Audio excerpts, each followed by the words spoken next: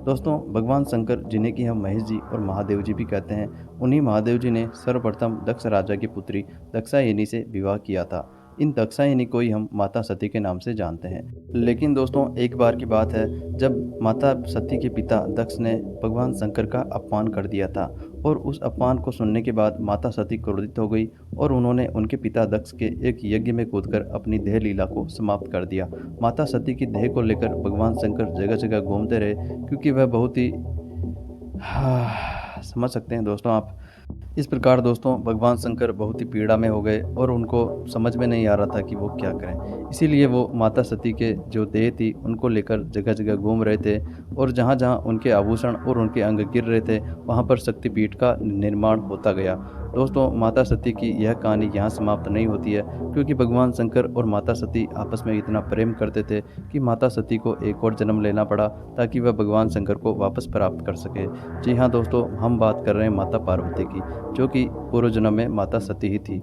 माता पार्वती ने हिमालय राज्य में जन्म लिया। उनके पिता का नाम था हिमवान और उनकी माता का नाम था मैनावती। दोस्तों माता पार्वती ने भगवान शिव को प्राप्त करने के लिए बहुत ही घोर तपस्या की, जिसके बाद भगवान शिव ने उनसे शादी की और इस प्रकार से भगवान शिव ने दूसरी शादी माता पार्वती से की, जो कि पूर्व जन्म में माता सती ही थी।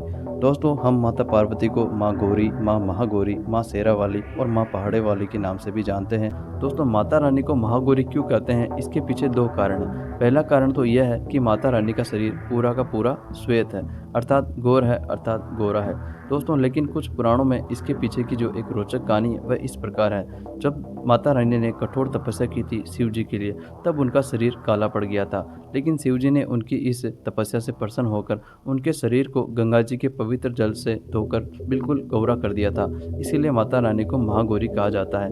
दोस्तों यह पुराणों में लिखी गई बातें हैं, लेकिन एकदम सत्य बातें हैं। दोस्तों एक और बात, जो माता रानी की भक्ति में हमेशा लीन रहता है और सच्चे मन से उनकी भक्ति करता है, माता रानी उन पर अपनी कृपा अवश्य बनाए रखती है और उन्हें किसी भी प्रकार की सिद्धि दे सकती है।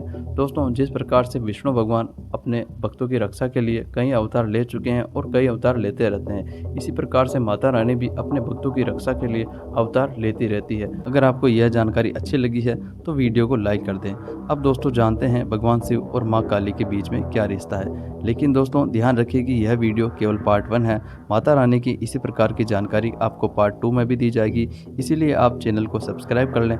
दोस्तों पौराणिक मान्यता के अनुसार भगवान शिव की 4 पत्नियां थी। पहली सती, जिसने कि यज्ञ में कूदकर अपनी जान दे दी थी। यही सती दूसरे जन्म में पार्वती बनकर आई, जिनके पुत्र गणेश और कार्तिकेय हुए। फिर शिव जी की तीसरी पत्नी आई। शिव जी की तीसरी पत्नी का नाम है उमा। देवी उमा को भूमि की देवी भी कहा गया है। उत्तराखंड में इनका एकमात्र मंदिर भी है। भगवान शिव की जो चौथी पत्नी है उन्हीं का नाम माँ काली है।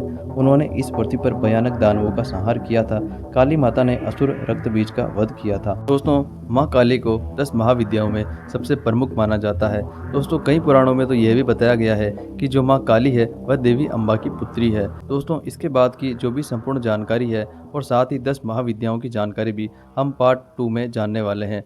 दोस्तों इसके अलावा इस YouTube चैनल पर भविष्य मालिका और भविष्यवाणियों से जुड़ी हुई कई सारी वीडियोज़ हैं जो केवल आपके लिए बनाई गई है, जिसमें आपको पता चलेगा कि भारत देश का भविष्य कैसा होगा, पूरे विश्व का भविष्य कैसा होगा, तीसरे विश्व युद्ध की जानकारियाँ और कई ऐसी बड़ी बड़ी भविष्यवाणियाँ जिनके बारे में भी आपको जानकारी होना बहुत ही आवश्यक है। एक बार आप उनकी जानकारी अवश्य ग्रहण करें।